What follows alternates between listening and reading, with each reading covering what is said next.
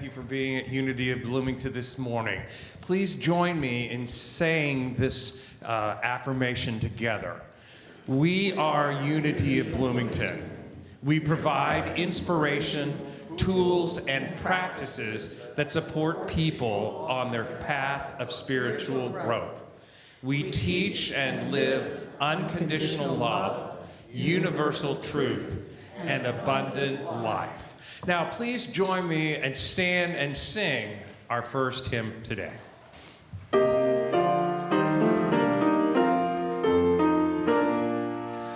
Angels from the realms of glory, wing your flight o'er all the earth. Ye who sang creation's story, now proclaim Messiah's birth. Come and worship, worship Christ the newborn King. Shepherds in the fields of mighty, watching o'er your flocks by night. God with man is now residing, yonder shines the infant light. Come and worship, worship Christ the newborn King. Please take a moment now and greet your neighbor.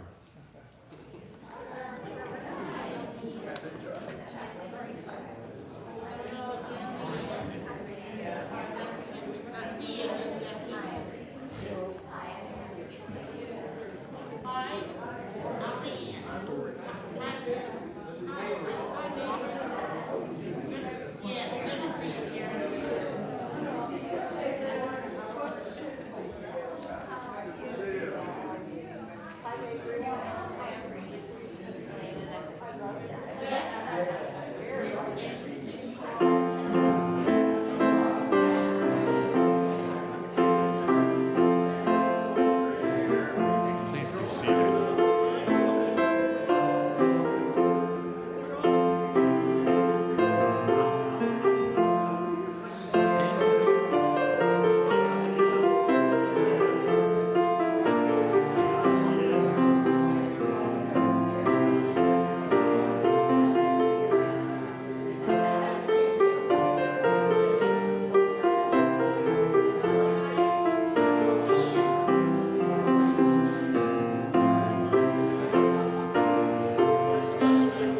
Please be seated. Angels we have heard on high, sweetly singing o'er the plains, and the mountains in reply, echoing their joyous strains.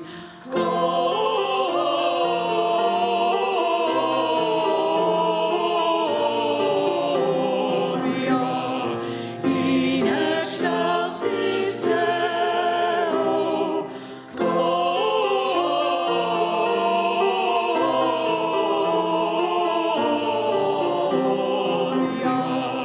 in excelsis Deo. Come to Bethlehem and see him whose birth the angels sing. Come adore on bended knee, Christ the Lord, the newborn King. Gloria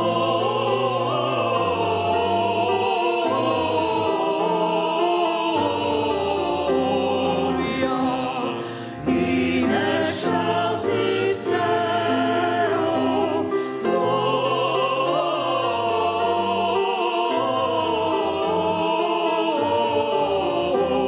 Gloria in excelsis Deo.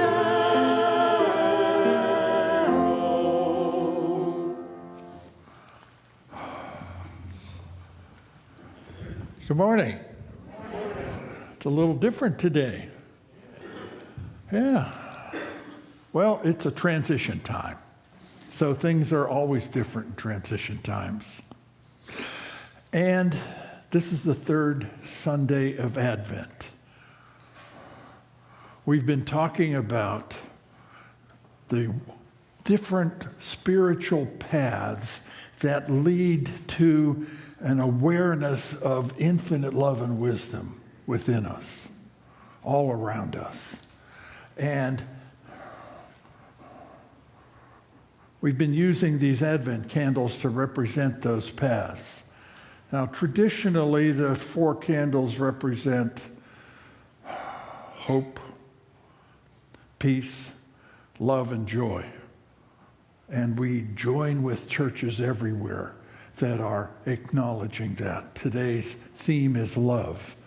The daily word for today is about love. The reading in the Advent bulletin this week, they're all about love. Love as an energy, a reality of flow that we can align with. Love as an action that we can take to make a difference in our lives and in others' lives.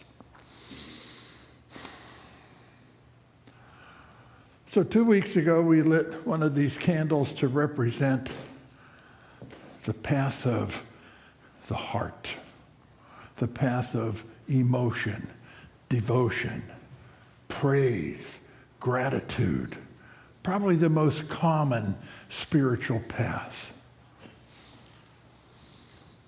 That's the path of Mary and Joseph, of devotion and faith.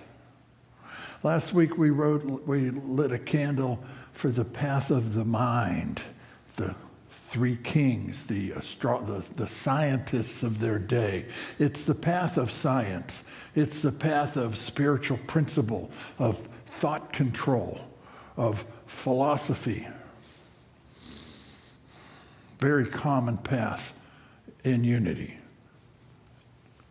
We like unity because we like what unity teaches. That's that path. Today, we're lighting the path of mysticism, the path of contemplative prayer, the path of spiritual experience. Traditionally, it was thought that this path was reserved for a select few. In the yoga tradition, it's called Raja Yoga, the princely path.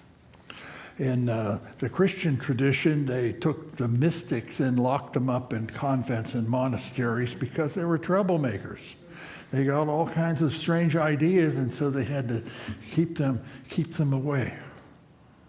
It's something that's available for all of us.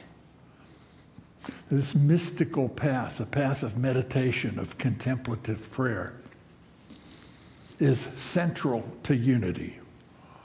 And as far as all the churches in town go, well, we're one of the only ones that have a real meditation time.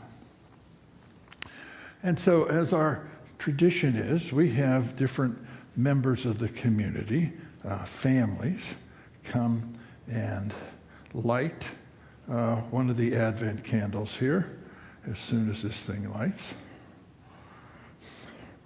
We're going to have Luke and Mabry come.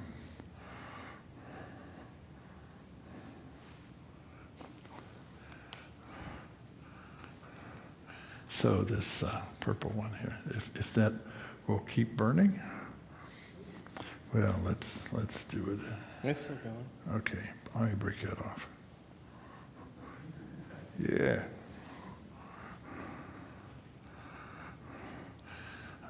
A valid spiritual path, our spiritual path, or the spiritual practice that many of us would use, the contemporary path of spiritual experience and mystical prayer. Today we're talking about the shepherds and everything that goes with the shepherds, sheep and predators and angels. in our tradition, we find within ourselves the different elements of Scripture, of stories. And the sheep represent thoughts. Count sheep to go to sleep. Well, count your thoughts. Just notice your thoughts to go to sleep. It's an effective practice. So, shepherds manage the flocks. As the shepherd, we manage our thoughts. Sometimes our thoughts seem to have a life of their own. They're all over the place.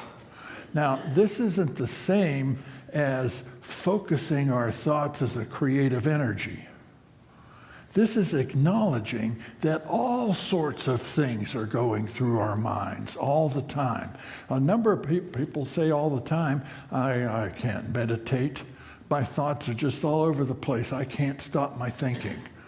Well, all of us have wild herds of sheep going through our minds, and we have to learn somehow to manage them. Okay? They seem to have a life of their own.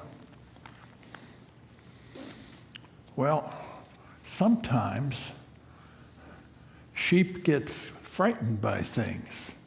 Sometimes they get upset by things and stampede. Sometimes we have stampedes in our minds.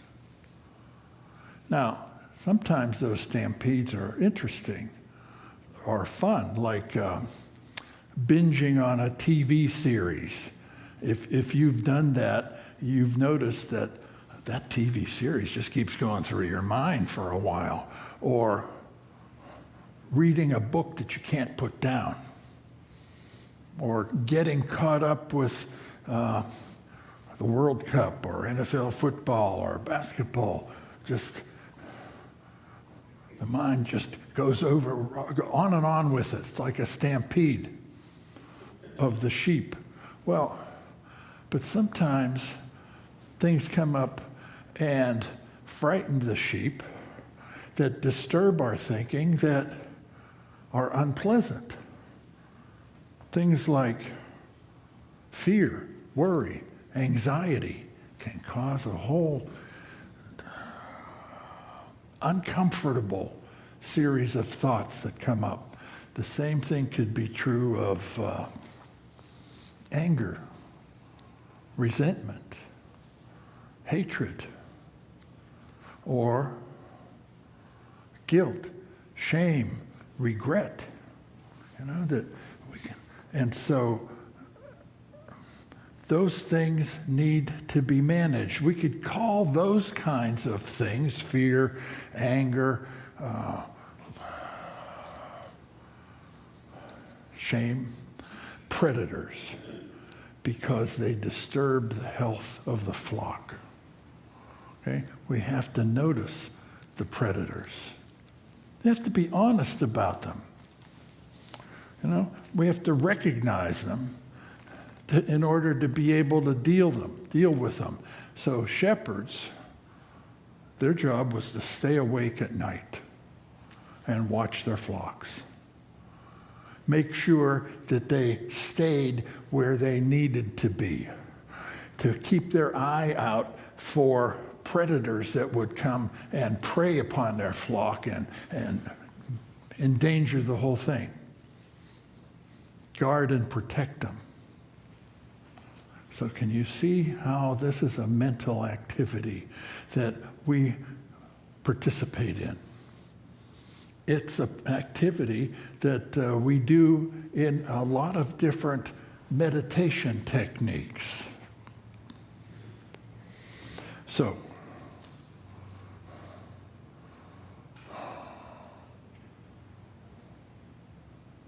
sometimes I was questioned, predators? We're talking about predators here? Yeah. Maybe you've noticed that whenever you meditate, whenever you take the time to turn inside and stay awake to what's going on within you, sometimes you're surprised by the things you find there. Sometimes they're a little bit disturbing. Now, in our tradition, there's the temptation to say, cancel, cancel. I don't want to look at that. I'm just going to focus on the good. I had an awakening about that in ministerial school. I started ministerial school with my former wife, and shortly after we started, and we were, meditators. We were positive. We were optimistic about what's going to happen. Well, it didn't. After a short period of time, she fell in love with someone else, and I was devastated. But, now wait a minute. I'm in ministerial school. I have all of these years of experience as a, yogi. I'm just going to be positive about this. And so I was meditating. Okay, I'm just going to meditate this away. I'm going to deal with this by going deep within to the presence of love deep within me. So I was meditating about this, and a creative idea came up within me, a wonderfully creative idea on how I could ruin this guy's reputation. Yeah. Now, I didn't do it, but I was surprised by that. So it's like, whoa, where did that come from? It came from within me. You see, we have within us the presence of God, but we have within us the consciousness of all of us. And sometimes we're surprised by when it comes up. Okay, so that woke me up to the reality of there is more than just everything's fine. That we had to recognize what the elements of the shadow, things that I didn't want to look at, things that aren't acceptable to admit.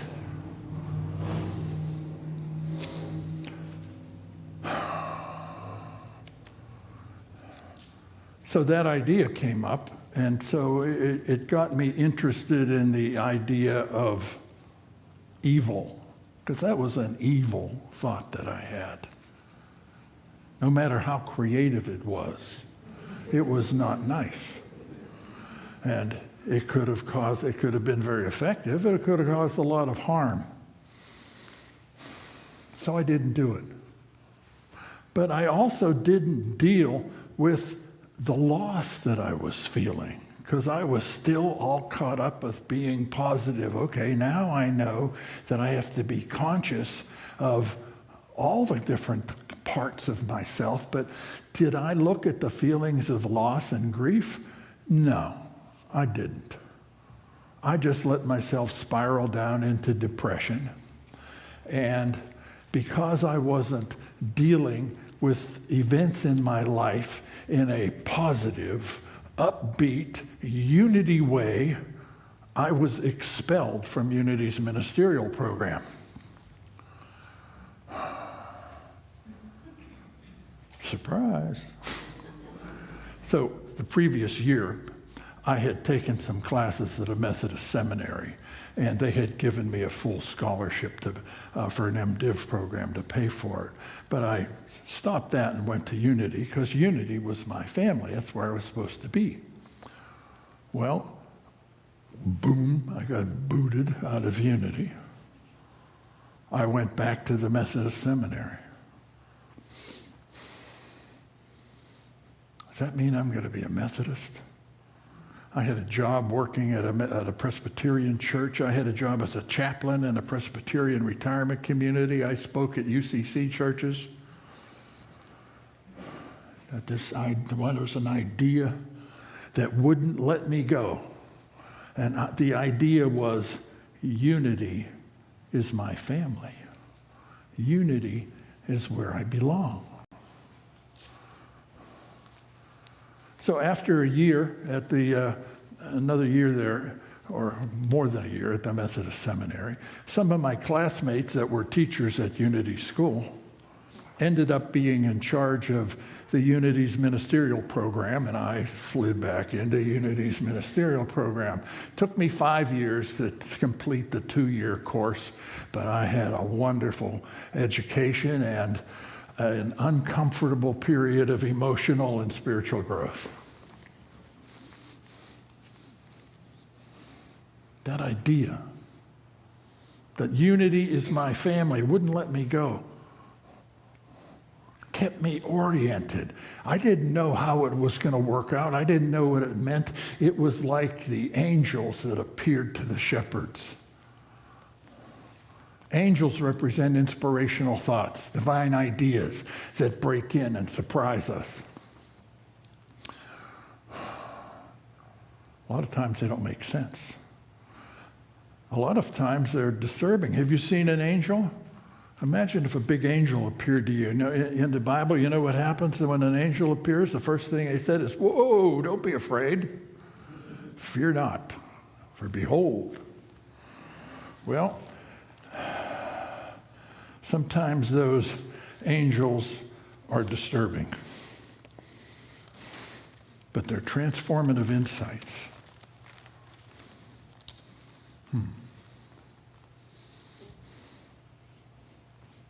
I know you've had them.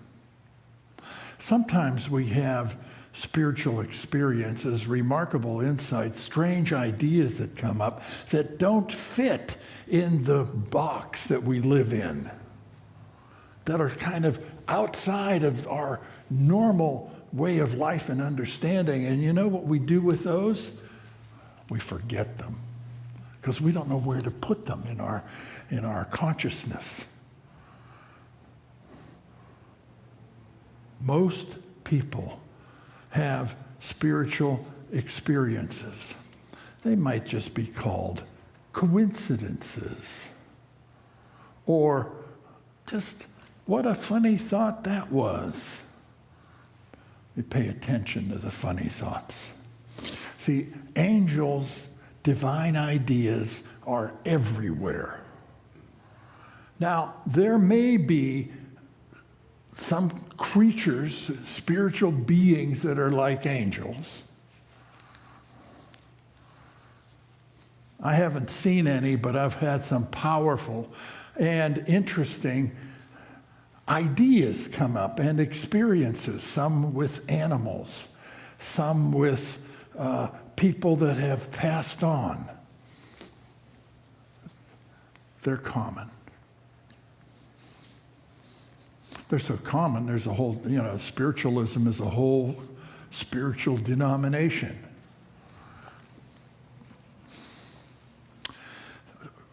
Charles Fillmore, the co-founder of Unity, was once asked if they believed in spiritualism, in contacting the spirits of people that have passed on.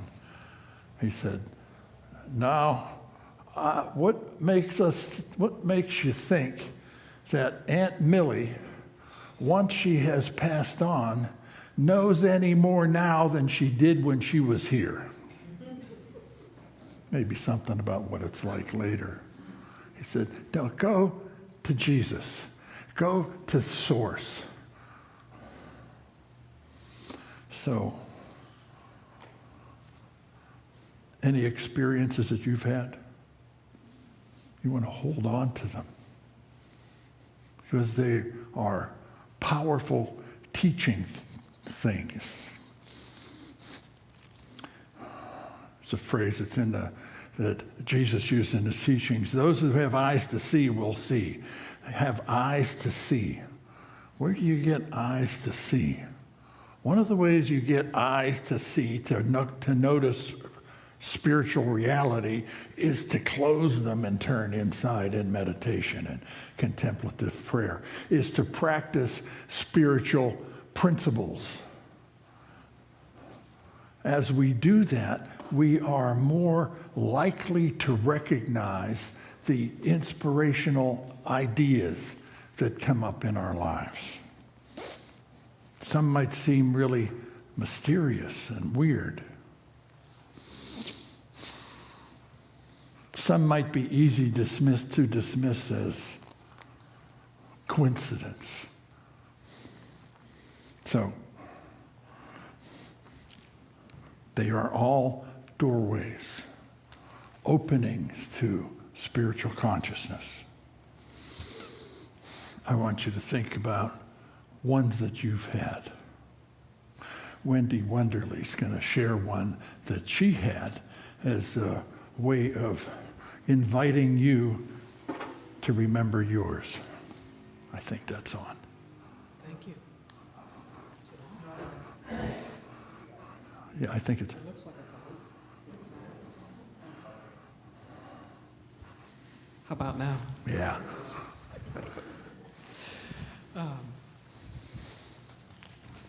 Well, a number of years ago, Karen and I took a trip to Peru. And it was a very spiritual trip. We went down to, specifically to meet with the spirituality there, to explore the sacred sites and do ceremony with the shaman there. And I wasn't a stranger to that. I had trained in that tradition for a couple of years prior. And so I was really excited about it. But I was also apprehensive, being a white, middle-class woman going down. And so we went in a couple of days beforehand, and we were just being tourists. And we were walking along the cliffs of Lima, which are I don't know if you've been there, but they're very tall. And there are all these birds soaring above, and I was just fascinated with them, these huge black things up there in the sky, very, very high. And one day we'd had just a wonderful day, and we were walking back along these cliffs, and you couldn't see them, but the birds were probably up there because I was looking for them, and what I saw was a feather coming down into my hand. This feather. And it made me feel so, it was such a sacred gift. It made me feel so welcome and so happy to be there. And it was also, being a feather, a reminder to, okay, time to fly. Aim high, fly with God. Now's the time, step into it. So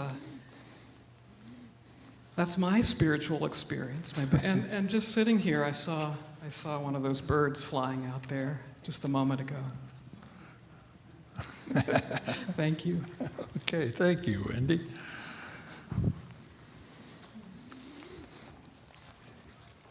You have them. You've had them. You will have them. They're doorways to higher consciousness. They're pathways to peace.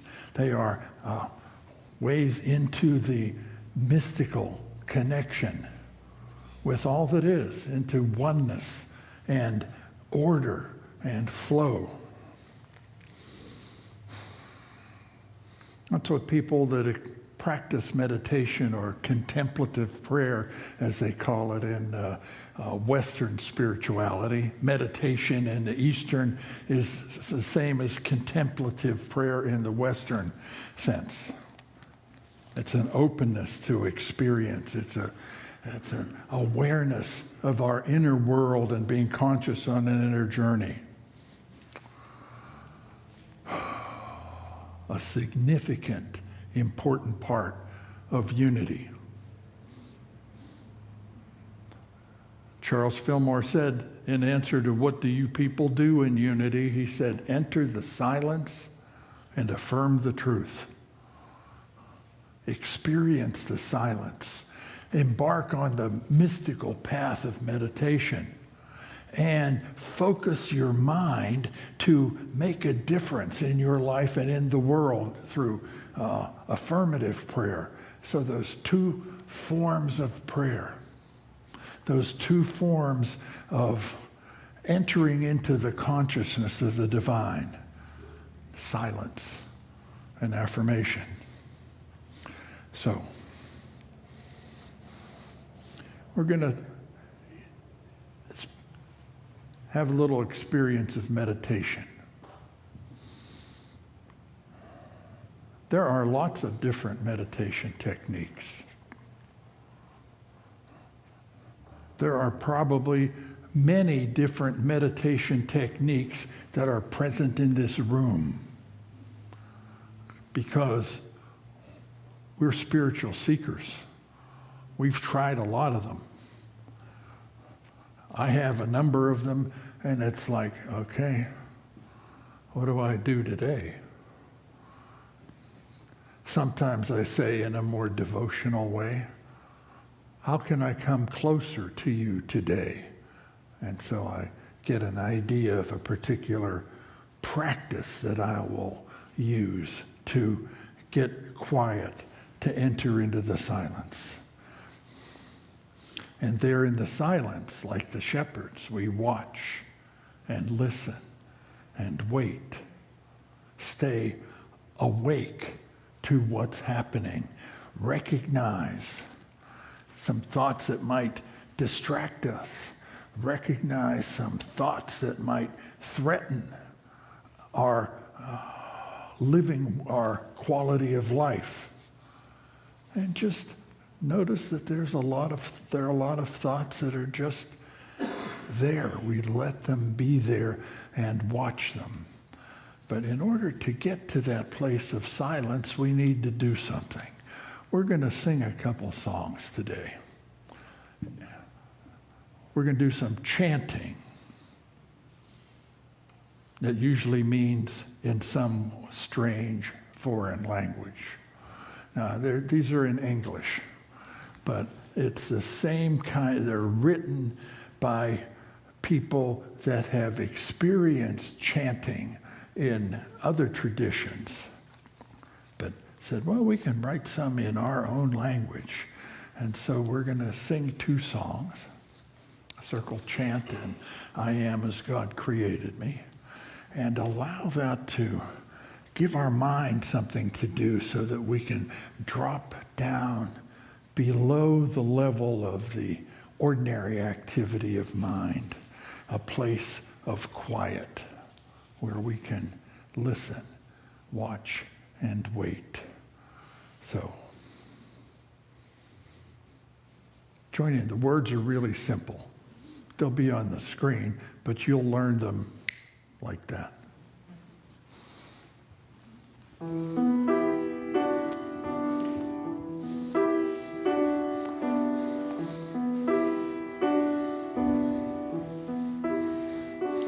In this circle of love, in this circle of peace, in this circle of love, in this circle of peace, I feel our unity, love, sweet security.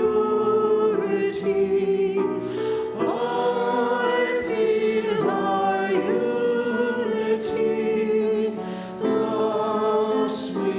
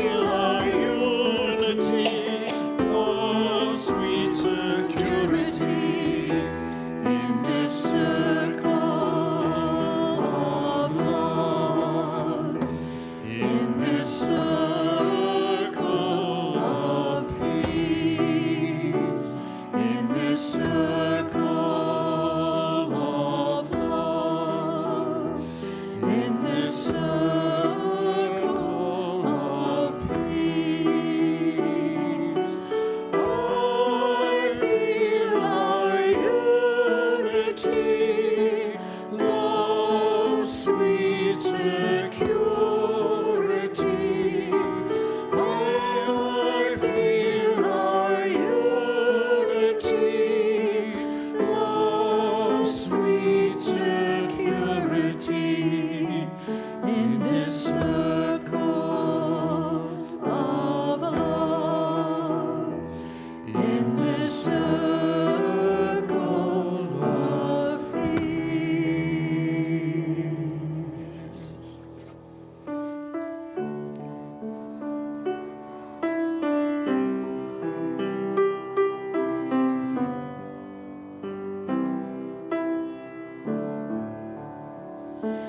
In the light, in the love, in the glory of God I am. In the light, in the love, in the glory of God I am. In the light, in the love, in the glory of God I am. In the light, in the love, in the glory of God in the glory. In the light, in the love, in the glory of God I am. In the light, in the love, in the glory of God I am. In the light, in the love, in the glory of God I am.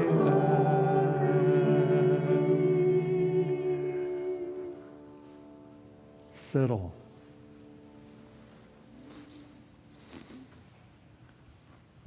Let yourself settle into quietness.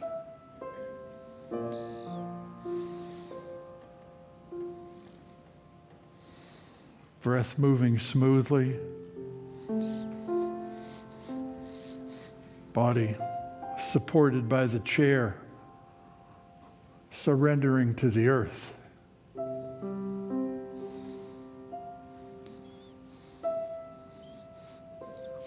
Becoming aware in the quietness and darkness within.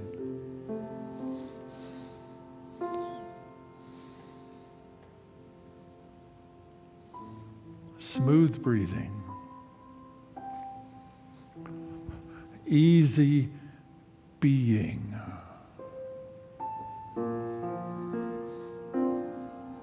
Just noticing.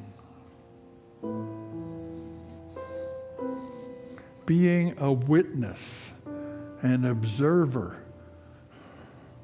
of your inner world. Watching your sheep.